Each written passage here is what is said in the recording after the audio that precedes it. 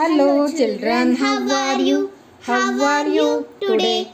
I am good, I am well. What about you?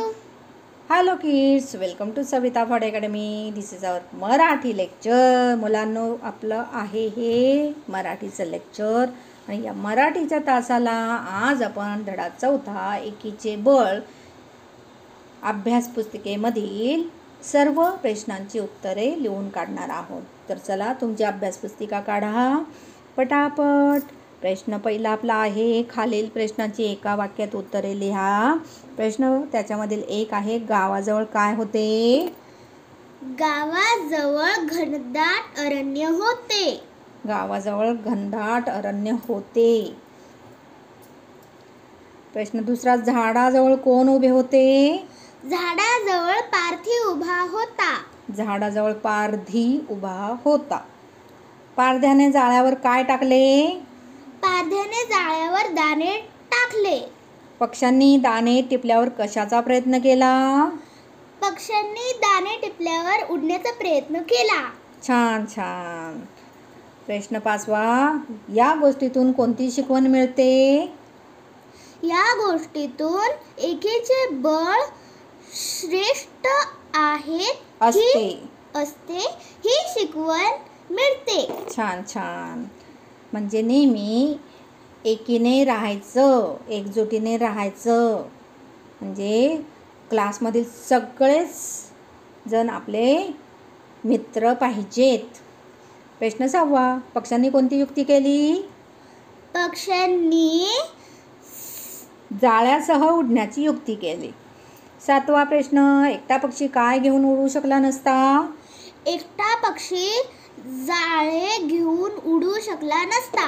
छान छान. आता प्रश्न दुसरा, रिकाम्या जागा भरा.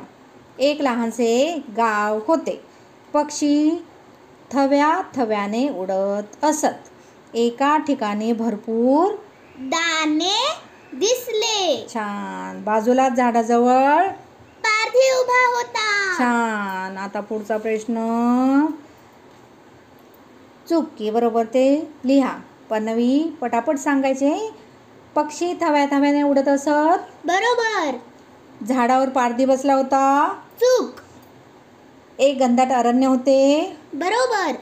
एकदा सारे पक्षी झाडावर बसण्यास निघाले. चूक. पक्षी झाडावर अडकले होते. चूक. अक्षराची योग्य जुळणी करून अर्थपूर्ण शब्द लिहा. पहिला आहे व्यानेत. आता हा शब्द उलटा पुलटा आहे, त्याला सरळ करून लिहायचा आहे. व्यानेत म्हणजे थव्याने. तियू युक्ती. निपक्षो पक्ष्यांनी. व्यानेतचे होणार सरळ शब्द थव्याने, म्हणजे अर्थपूर्ण शब्द बनवायचा. या शब्दांना काही अर्थ नाही. व्यानेत थव्याने. तियू युक्ती. निपक्षा पक्ष्यांनी. थोडक्यात उत्तरे लिहा. प्रश्न 5वा, या कथेतून एकीचे बळ कसे स्पष्ट होते ते लिहा. या पाठात एकीचे बळ श्रेष्ठ असते हे स्पष्ट केले आहे. पक्षी दाणे टिपण्यासाठी खाली आले, परंतु पारध्याने टाकलेल्या जाळ्यात सर्व पक्ष्यांचे पाय अडकले.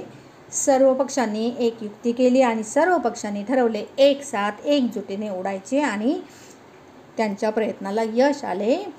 जाळे घेऊन ते उडून गेले. आणि पुढे जाऊन स्टोरी माहिती आहे तुम्हाला? तर मुलांनो, या स्टोरीला तुम्ही अजून पुढे वाढवू शकता. पक्ष्यांनी युक्ती केली, सर्व पक्षी जाळ्यासह एकजुटीने उडाले. पण त्यांनी जाळ्याचं काय केलं? जाळ्यातून कसे निघाले? तर त्यांचा एक मित्र होता डोंगरामध्ये, उंदीर मामा.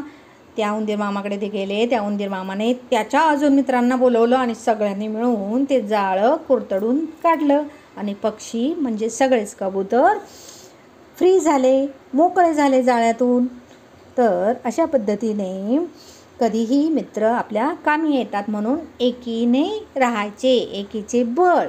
तर प्रश्न 6वा, खालील शब्दांचे अर्थ मराठीत लिहा. तर पद्मवी सांगणार तू? बर्ड्स पक्षी. Very good. BIRDS बर्ड्स म्हणजे पक्षी. TREE झाड.